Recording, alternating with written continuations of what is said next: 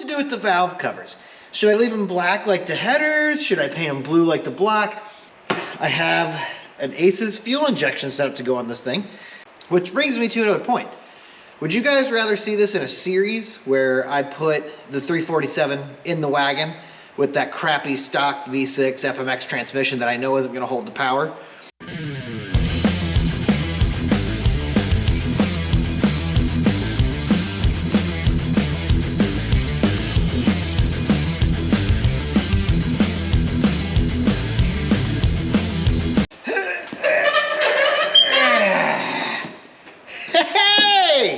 Welcome back to Jeffy's Speed Shop. This is future Jeffy telling you to stick around till the end to see how this goes and how we got here. Because boy howdy, she was a doozy. She put her dukes up and she came out swinging.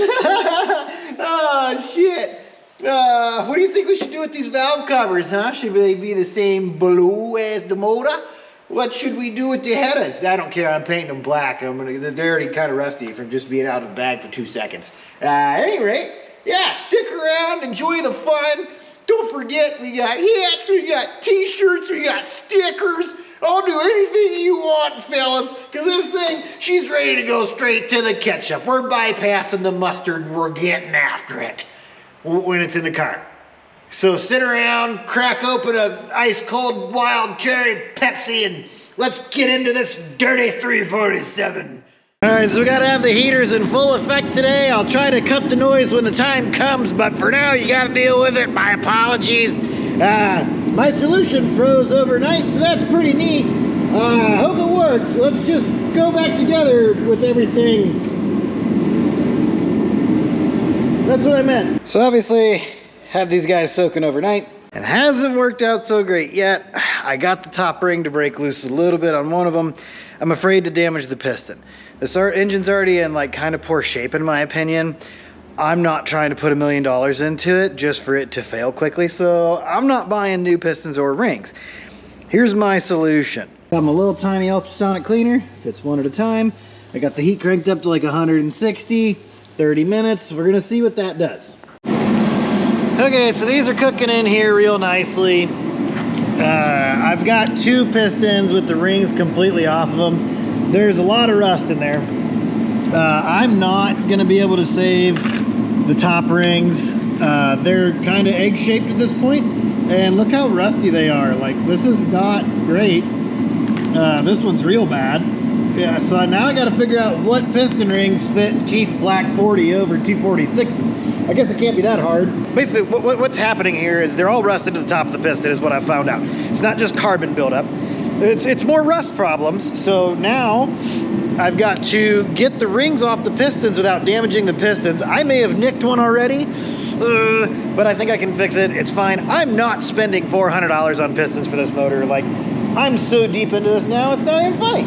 So here's to a whole day of separating piston rings. Sorry for all the rants. I'll see you in the next update. Captain's log number 69. Finally got all the piston rings out. That was treacherous. I'm not spending another dime on this engine unless I absolutely have to. I have ye little faith in this pile of shit. Yeah, anyways, they're really crappy. I had to buy a piston ring groove cleaner. This one's still smoking. I had it in there for so long. This one legit took me about 2 or 3 hours to get the rings out of. It was no bueno. I'm gonna clean up the scarred marks and the grooves that I bojangled, and I'm gonna run them because the cylinder walls are already fucked. The crank is fucked. This thing's probably gonna scatter. That's cool. Anyways, I'm tired of being cold. I'm going to the house. I'll see you guys tomorrow. So clearly this one's pretty gross, yeah. I mean, this one kind of sat in the fluid the longest. I already ran through the other ones trying to learn how to use the ring groove cleaner tooler guy. Still not very good with it. You know, I'm kind of slow though, so it like takes me a second to learn stuff. Anyways, find the right size, click her in there, and just kind of run her around. And look at all the garbage that pops out of there.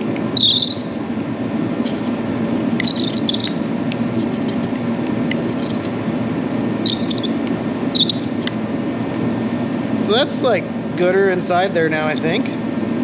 So we'll go a hole lower.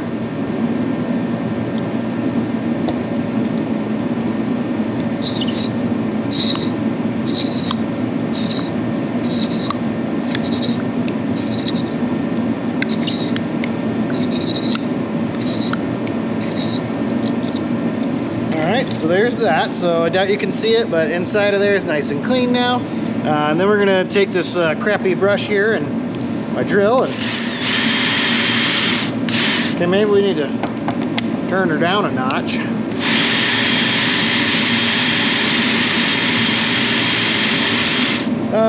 Okay, well I'm going to experiment with that part of it.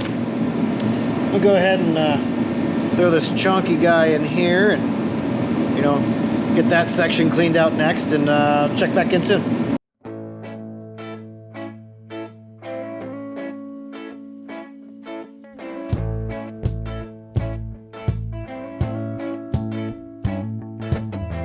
Okay, so not only is Summit Racing great for ordering parts, I use them all the time. Not sponsored, but I wish I was. They also have a wealth of information like torque specs. I know you can't see it from there. I'll put a screenshot on the screen. At any rate, these main cap bolts say 60 to 70 foot-pounds. I'm gonna go ahead with 70. So we'll kind of do like a sequence on these. You know, we'll probably start at like 25, 50, and then 70 just to be safe. You can do whatever the hell you want. I don't know why you're listening to me anyways. I'm nobody. Okay. We're 70 all the way around. Looking great. Well, that wasn't there before. I just, what? Ha, skipped ahead on you guys. Okay, so I got the front two in because I was kind of concerned about those holes. They seem to be all right.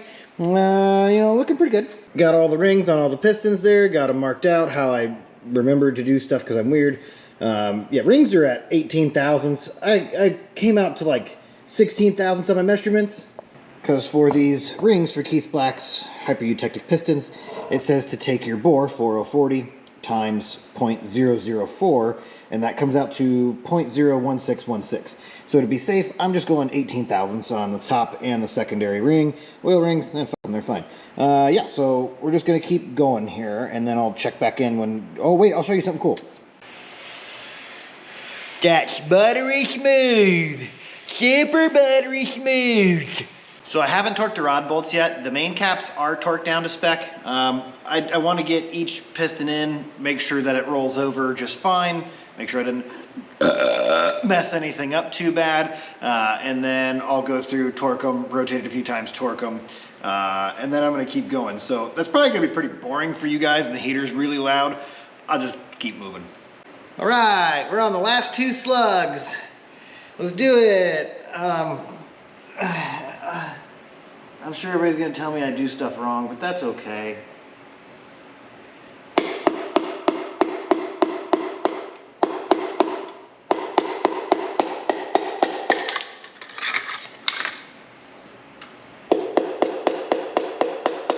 Okay, let that guy hang out there.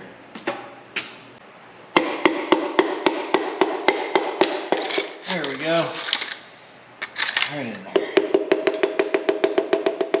Okay, since we can't see what we're doing, we're gonna stop right there. Okay, there's that guy. Just make sure your rod's not gonna crash into anything.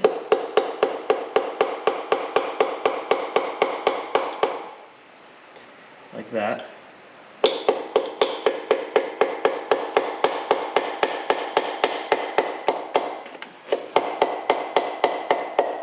All right, nice and gentle.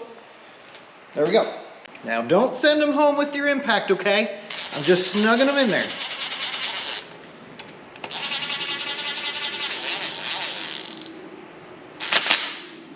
Now, let's see, moment of truth. Look at that. Like a thing of beauty. Nice and smooth. Nothing crashing into each other. Let's see it from the other side, eh? Okay. Everybody's moving, everybody's happy. No further damage than when we already dingle balled it. Noticed all the other stuff that makes this a really crappy motor. Sweet. Just like that, boys and girls, we got a rotating assembly. Whoops. Forgot to record some stuff. I've been kind of running around this morning. Had to get some different gaskets I forgot. And well, now the oil pump and pickups on it, all the rod caps are torqued, and everything is great. I definitely didn't mix a couple up, and it wouldn't rotate after I torqued them. Not my fault. I didn't do it. They were numbered. It's fine. At any rate, I'm going to throw the pan on it, and I think at that point I'm going to start cleaning it up, degreasing it, and maybe give it a little shellac. Wonder what color. Some of you may notice this is a stock style Fox body pan. I did some research on some forums from 2001. Apparently, stroker motors don't need a clearance pan on the 8.2 deck motors. So like that's pretty cool. Obviously this is kind of a trial and error. I wasn't about to spend $400 on a pan if I didn't need to.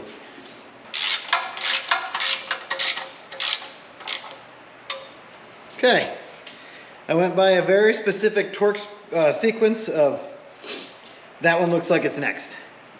Now typically these stock style stamped steel Fox body oil pans have like the rails that run down here, kind of help distribute the torque. I was too cheap to buy those. We'll see if that bites me in the ass. I can tell that at 15 foot-pounds, it definitely warped the pan a little and the rail, which is fine. This pan was like 40 or 50 bucks or something like that off of Rock Auto. So I'm not super upset about that. All right, she feels good. She feels good. I'm gonna start doing a little prep on her here, and what do you say we shoot at Ford Blue or something? Classic, I know everybody does it. I couldn't imagine putting a Chevy orange engine in a Ford car or anything like that. Red is really ugly to me. So yeah, anyways, I'm gonna go ahead and scuff this up and shoot it. I am by no means a painter, so take this next part for what it's worth. I'm gonna put it in high speed for a reason. I don't wanna tie you up now. I don't wanna do the thing. I don't wanna have you, baby. I just wanna have a fling.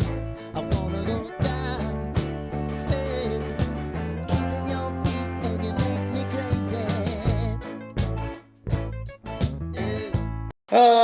I really wanted to scuff the oil pan because it's new, but I can't seem to find my Scotch-Brite pads, so fuck it.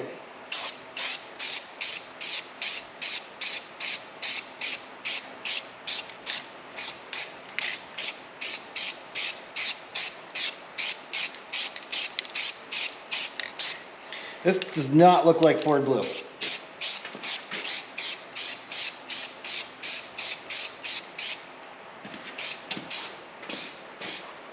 Hopefully it dries darker than this, because holy shit. Tell me what you wanna do. Give me everything you got. I just wanna try to get you in the mood. I just wanna hit your spot. I wanna get low. Okay, quite honestly, like I know that it looks like shit and it's like fisheye and like a motherfucker and like not adhering to stuff right now because it's kind of cold. That's not the same color. I don't know what the camera's making it look like right now. I'll see in the editing room. But honestly, this is so light blue, I fucking hate it. I might redo this. Couple days later, still looks like ass, very light blue. Not what I was going for. Oh well. Anyways, here's what we're doing tonight. You see that? That's a big ass dirt dauber's nest in there. And this is exactly why I am pulling the heads apart and taking the valves out. You know, not only is there all this trash in there and leaves and debris, all sorts of debris, but there's friggin' wasp nests in there. So, whoop. You drunk there, you little buddy? Okay, I think my light is drunk. It stays on its side though. You know, let's just get up. Oh, shit. Wrong way. All right, well, I'm going to go ahead and finish cleaning that out now. So, other head's done. Look at this. I mean, that'll wipe right off. But, like, look at that. What the fuck is going on in here? Like, I don't even know what the fuck that is. It looks kind of moldy in there. This is crazy. Yay, engine painted. It looks terrible. I don't really care. Any rate, let's just put it back together now. I don't know. Okay.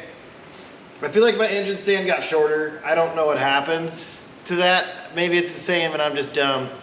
But I've been working on this thing for like, 2 weeks now. Don't be a douche with the juice. Get everything nice and sticky. Yeah. Yeah, get her real sticky.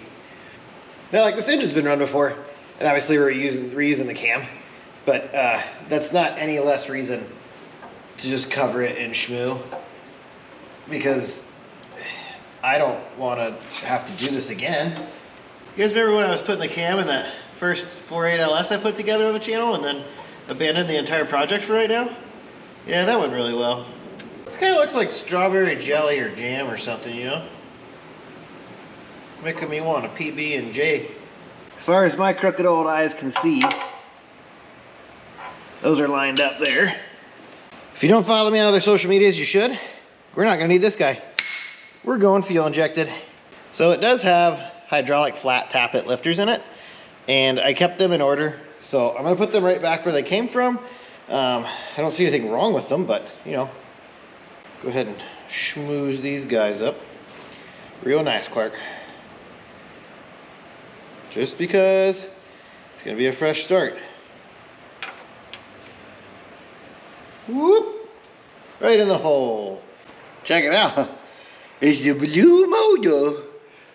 So I went through and ran the valves down. Those are looking real mint now. Got those all locked in. Definitely no hairs in the engine. Anyways, this is torqued. The rest of the stuff's torqued. It's time to put a thingy that goes here now. I should probably wipe that oil up right quick. It'll be fine. It won't leak. Hey, speaking of leaks, not only were missing 2 dowels for the heads that just miraculously disappeared, they were never in it. It was also missing them from the timing cover. And playing with these 302s over the last several years, you're gonna have nothing but problems if you don't have these, because then it doesn't line up right. I don't care who tells you what. I've been there, I've done it. So yeah, there's my 2 cents. I'm not an expert though. Yeah, I also forgot to, speaking of not an expert, I also forgot to get a gasket for the timing cover. So we're gonna RTV it and just hope it's good enough. Brand new timing cover, LMR.com. 50 bones, dude. That's pretty neat.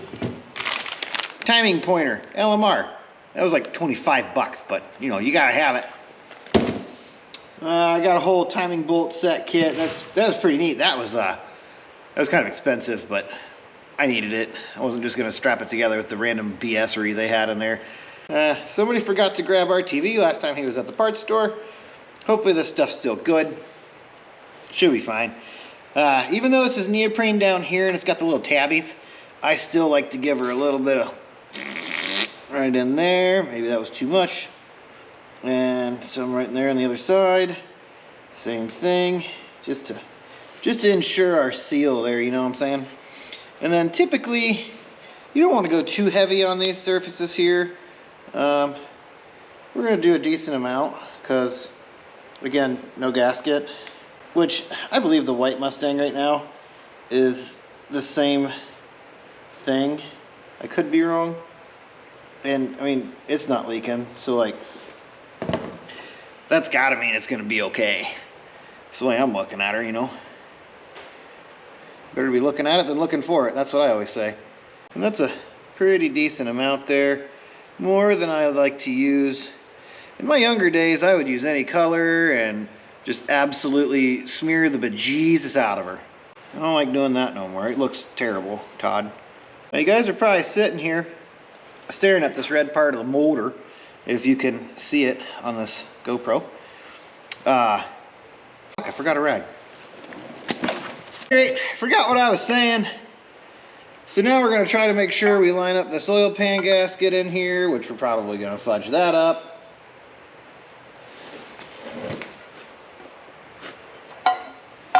Oh yeah, we're smearing our TV on fucking everything. We might have to loosen the pan down to do this correctly. All right, well that dropped her down pretty good.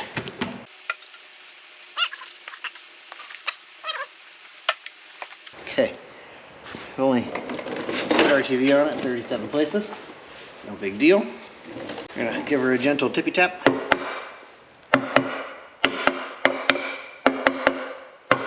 Sweet! Gasket went in there correctly. Now, LMR so graciously gives you this wicked awesome chart.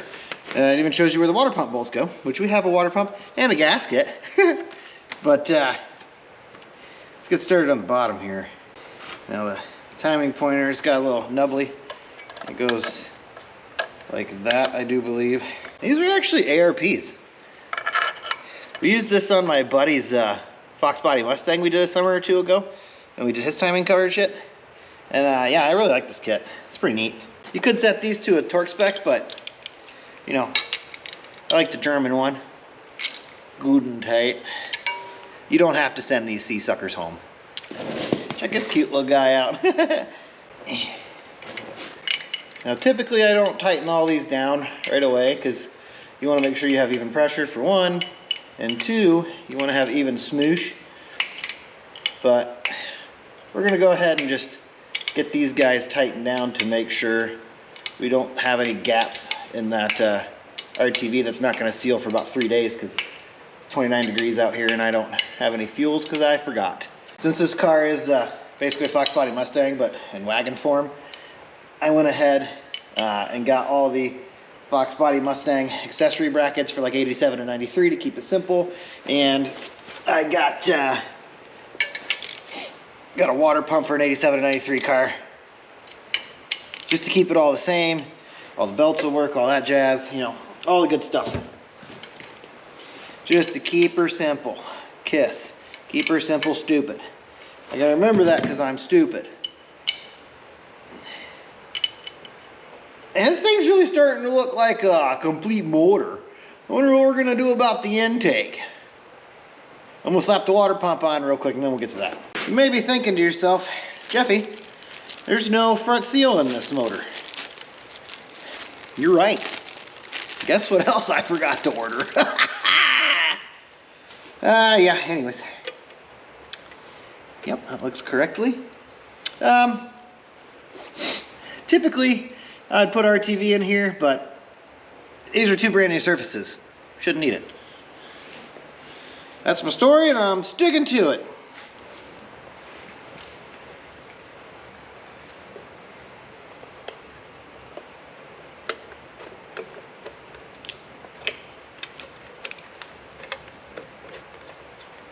Now don't go whaling these ones down because you know you got to do even pressures. So put them all in before you start. All right, that easy.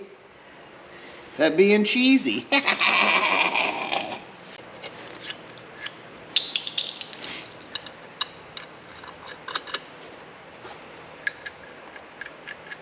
Now we'll be using those later. We're just gonna set them on there for now. Now those of you that are familiar with 302s and water pumps and timing covers, these ones are absolute sea suckers. Big hairy ones. Take that term for what it's worth. I've been lucky that these haven't broken off, and part of the reason I went with this ARP kit, why it was so expensive, is these make me nervous every time. I've done the water pump on the engine that's in the white Mustang probably 3 or 4 times over the years, and every time I'm worried it's gonna break off.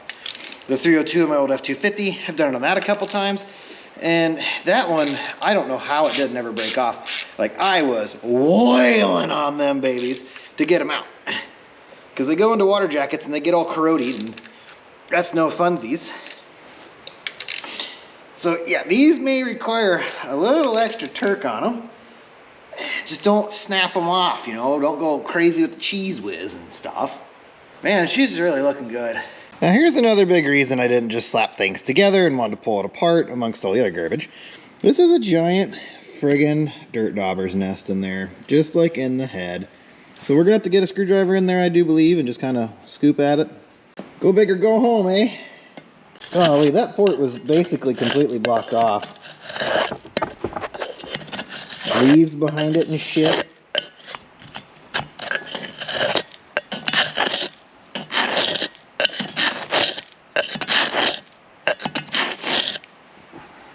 Maybe we just need to run air through her at this point in a big brush.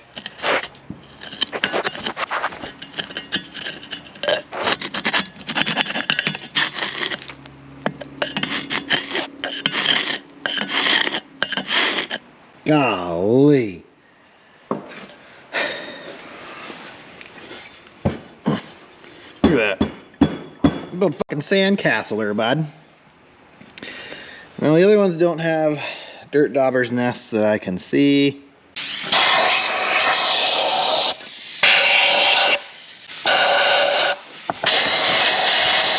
Alright, this thing kind of looks like a toilet scrubbing brush. She's got some poos on her. Maybe that'll work.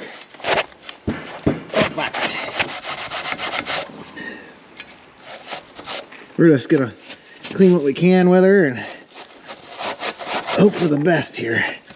Kind of the method to my madness today.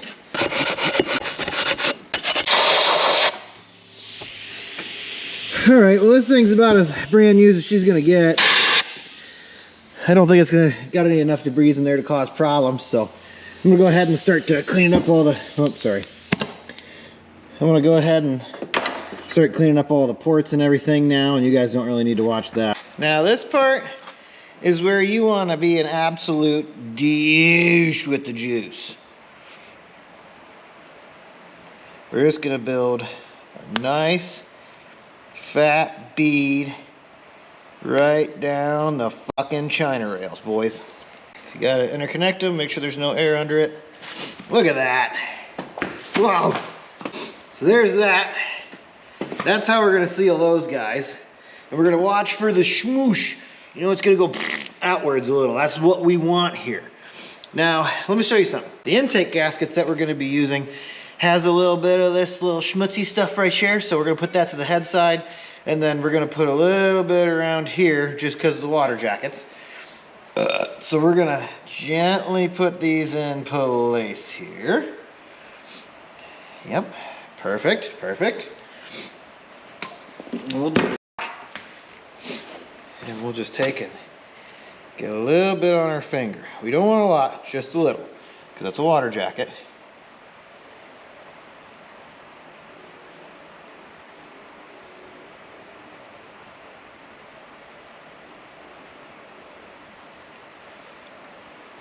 Just to help it seal a little, not a lot. Now the main reason you want to do it on the rear ones with these is even though these Edelbrock heads have water passages, the intake does not in the rear. It doesn't have a rear crossover. So that's pretty neat. All right, now we have our professionally cleaned intake. We like where our gaskets are sitting. We're gonna try to drop this down with little to no movement.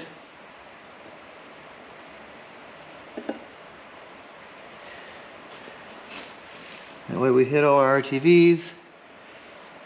Okay, all right. Yeah, we're looking good. Shouldn't have no intake leaks, everything's touching.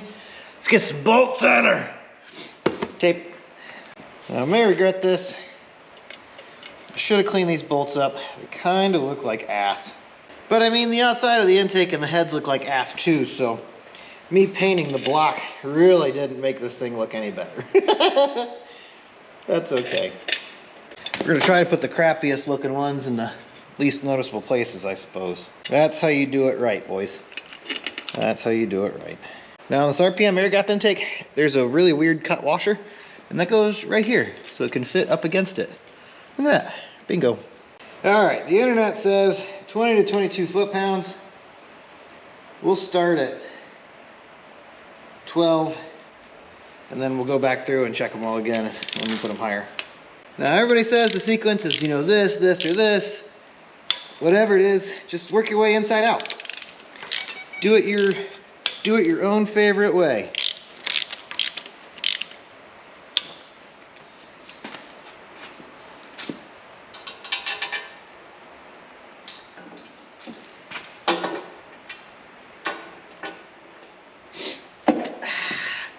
There you have it, guys.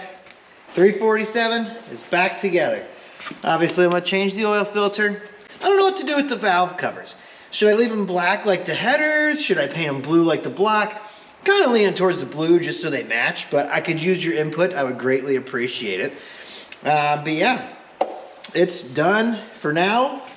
I have an Aces fuel injection set up to go on this thing. I love Holley. I love my Holley products, but Aces was literally half the cost and seems to be about the same quality. So I'm gonna give them a shot. I'm really excited to try that. I got a few more accessories to do, got a couple more seals to do. Obviously the headers aren't staying on until it goes in the car. And we need to rebuild that C4. Which brings me to another point. Would you guys rather see this in a series where I put the 347 in the wagon with that crappy stock V6 FMX transmission that I know isn't gonna hold the power? That way the car is running, driving, we can make sure the cam's broken and all that stuff, get the little tunings done. And then should we, like, you know, do the next series where we do the transmission rebuild and install, and then where we do the 5-lug swap? Like I was gonna do the 5-lug swap in a different video anyways, but is that what you guys would like to see? Is like just a progress build? Like, cause I'm a regular guy like you guys and gals, and I don't have the money and time to do everything right now. Like, look how crappy the intake and the heads look compared to the brand new water pump and timing cover. Like, that's kind of embarrassing. I almost want to like take them back off and take them somewhere and disassemble and have them sandblast the shit, but I ain't doing that right now because fuck that. I don't care that much. At any rate, let me know what you think. She's ready. She's ready to rock and roll. This thing should be making all sorts of 320 horsepower to the tire now. At any rate, I'm gonna take these headers back off, tape up the cylinder heads, put some spark plugs in the holes, and I'm gonna call her. And I'll see you guys in another 2 weeks, and we'll get that Mustang done so then we can do this stuff on the wagon. But again, I need your input.